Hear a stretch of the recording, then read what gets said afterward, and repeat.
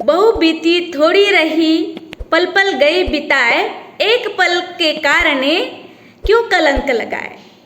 समय जो है वो बीत चुका है, बस थोड़ा ही रहा है और थोड़े समय के लिए हम क्यों कलंक लगाए, क्यों गलत काम करें। हेलो दोस्तों, welcome back to my channel. मैं हूँ अश्विनी। कहानी बहुत छोटी है दोस्तों। एक वृद्ध राजा था। उसे यह लगता था कि मैं अपने जीवन के अंतिम पड़ाव में हूँ, तो क्यों ना अपने मित्र राज्यों से मिला जाए, अपने अतिथि को बुलाया जाए और एक अच्छा सा समारंभ किया जाए। ऐसा राजा ने सोचा, अपने मित्र राज्यों को आमंत्रित किया। सब लोग राज्य में पधारे। दरबार में एक आलीशान समारंभ शुरू हुआ।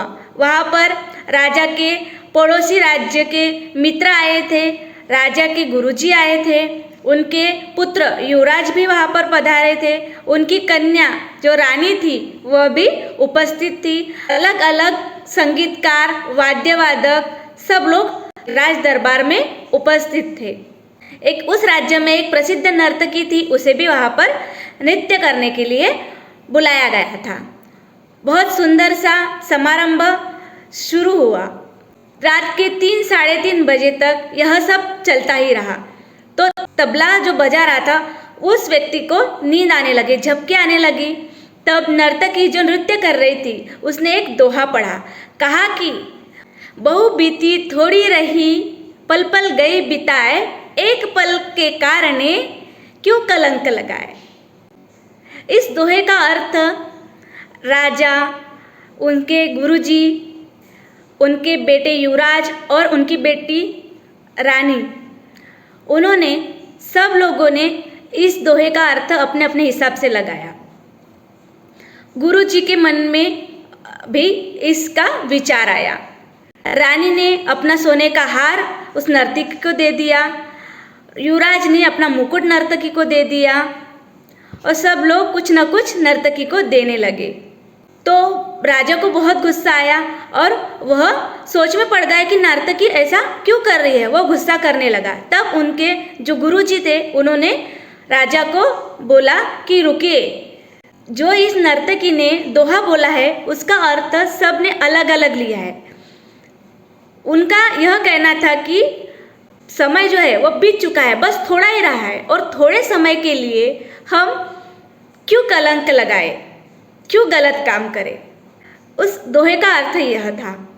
तो गुरुजी के मन में भी कुछ विचार आया कि मैं पहाड़ों पर इतनी तपस्या कर रहा था और राजा के बुलाने पर यहाँ पर आया और मैं इन पर मुद्राएं लुटाने लगा, जो कि ये गलत है। इस दोहे से मुझे यह सीख मिलती है। और वह गुरुजी अपना कमंडल उठाकर चल दिए।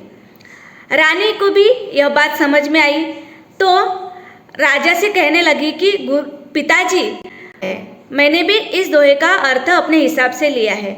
मैं यह सोच रही थी कि मेरी काफ़ी उम्र हो चुकी है, पिताजी मेरा विवाह नहीं कर रहे, तो मैं आज आपके जो महावत है उनके साथ में आज भागने वाली थी, लेकिन मेरे भी मन में इस दोहे का अर्थ मैंने समझ लिया और मैं रुक गई।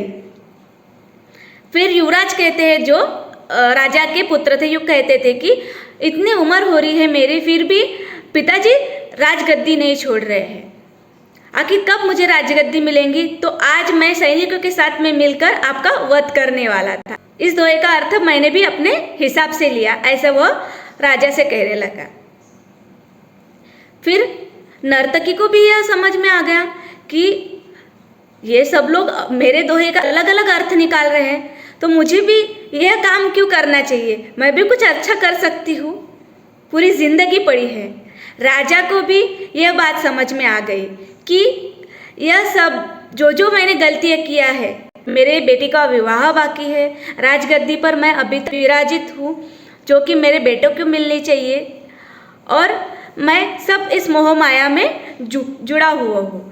तो मैं भी इस राजगद्दी को अपने बेटे को दे देता हूँ, अपने बेटी का विवाह कर देता हूँ और सब कुछ छोड़कर जंगल में सन्यासी बन जाता हूँ। इतनी छोटी सी कहानी है दोस्तों। मतलब यह है कि हमें कभी कभी ऐसा लगता है कि हमने बहुत परिश्रम कर लिया, बहुत कड़ी मेहनत कर ली, अब हमसे नहीं हो पाएगा, ऐसा हम हार मान लेते हैं दोस्तों। लेकिन ऐसा नहीं है दोस्तों, हम काफ़ी दूर आकर खड़े हो जाते हैं दोस्तों, और हम पीछे देखते हैं दोस्तों कि हमने इतना स्ट्रगल किया फिर भी हमारे हाथ में कुछ नहीं आया। लेकिन दोस्तों सच तो यह है कि हमने काफ़ी दूरी तय की है, बस थोड़ी ही दूरी तय करनी है। मंजिल हमारे बहुत करीब होती है दोस्तों, फिर भी हम गिव अप कर जाते हैं दोस्तों, पीछे देखने लगते हैं कि अभी यह हमसे नहीं हो पाएगा। यही सोच हमें पीछे छोड़ना है दोस्तों। हमें सिर्फ आगे के बारे में सोचना है कि हमने अभी तक जो भी स्ट्रगल, जो भी परिश्रम किया है, कुछ अच्छा पाने के लिए किया है, तो यह परिश्रम हमें ज़रूर आगे लेके जाएगा। हमें सिर्फ आगे का ही सोचना है, पीछे गिव अप नहीं करना है। सिर्फ हमें पॉजिटिव सोचना चाहिए। अगर हमने कार्य शुरू किया है तो आगे बढ़ते हुए अंतिम तक पहुंचना चाहिए, हमें सब कुछ मिलेगा।